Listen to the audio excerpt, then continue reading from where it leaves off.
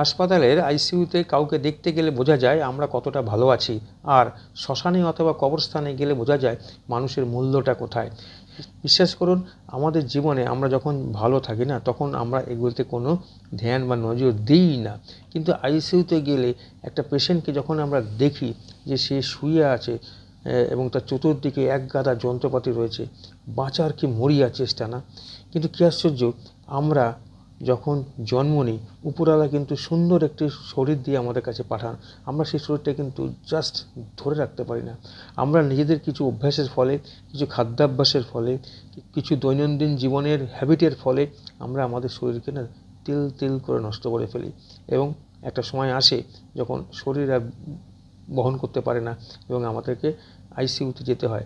আমরা যখন কাউকে দেখতে যাই মনটা খুব খারাপ হয়ে যায় যে এই লোকটা এতে দৌড়াচ্ছিল, এই লোকটা এত এত কাজ করেছে, এত লোকের উপকার করেছে, কিন্তু আজ এই লোকটা শুয়ে আছে, জানি না ফিরবে কিনা।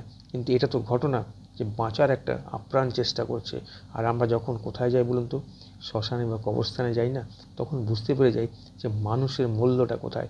এত কিছু করেছে সারা জীবনে, এত কিছু তার শখ পূরণ করেছে, এত মানুষের জন্য এত কিছু করেছে, কিন্তু মারা গেলে তাকে সেই মাটিতেই মিশে যেতে হচ্ছে। এবং সেই সময়তে তিনি কিছুই কিন্তু নিয়ে যাচ্ছেন না, যেমন এসেছিলেন ঠিক তেমনই তিনি চলে গেলেন। অর্থাৎ কিনা খালি হাতে এসেছিলেন, খালি হাতেই চলে গেলেন। অথচ যতদিন বেঁচে ছিলেন কত কষ্ট পেয়েছেন, কত কষ্ট দিয়েওছেন। কারণ শুধু তাই নয় যে একজন মানুষ তিনি কোনো অন্যায় করেননি, তা তো হতে পারে না, তিনিও অন্যায় করেছেন। কিন্তু এন্ড অফ দ্য ডে যখন তাকে চলে যেতে হচ্ছে, ভাবুন তো, খালি হাতে এসেছিলেন, খালি হাতে তাকে চলে যেতে হচ্ছে। এত কিছু তিনি তৈরি করেছেন, অনেক নামি দামি মানুষ, তারাও কিন্তু তাদের নাম ধাম সব কিছুই কিন্তু এই পৃথিবীতে রেখেই তাদেরকে চলে যেতে হয়েছিল। হয়তো উপরওয়ালা এই জন্যেই কোনো রকম ভাগ বিতরণটা রাখেননি, অর্থাৎ খালি হাতে এসেছিল, খালি হাতে যেতে হবে। কিন্তু আমরা এই মাঝের পিরিয়ডটা, অর্থাৎ জন্ম থেকে মৃত্যু পর্যন্ত এই পিরিয়ডটা না, আমরা অনেক সময়তে অনেক কিছু বুঝে উঠতে পারি না, বুঝেও না বোঝারও চেষ্টা করি। অনেক সময় দেখা গেছে আমরা অহেতুক ঝগড়া বিবাদ করছি, আমরা অহেতুক একে অপরের সাথে বাকবিতণ্ডায় জড়িয়ে পড়ছি, একে অপরকে প্রচুর হিংসা করে ফেলছি। কিন্তু এটা ভাবছি না, এইসব কিছু নিয়ে কিন্তু আমি যাব না।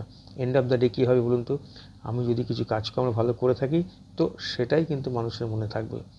তো ওই যে বললাম যে মানুষের অবস্থা, অর্থাৎ কিনা আমরা যদি আইসিইউতে যাই তাহলে দেখতে পারবো একটা মানুষ বাঁচার কেমন চেষ্টা করছে, আর আমরা যদি কবরস্থানে বা শ্মশানে যাই তাহলে বুঝতে পারবো যত বড়ই মানুষ হোক না কেন, যত দামি মানুষ হোক না কেন, তাকে কিন্তু ওখানেই যেতে হচ্ছে। যদি ভিডিওটা ভালো থাকে লাইক শেয়ার কমেন্ট করবেন। সবাই ভালো থাকবেন।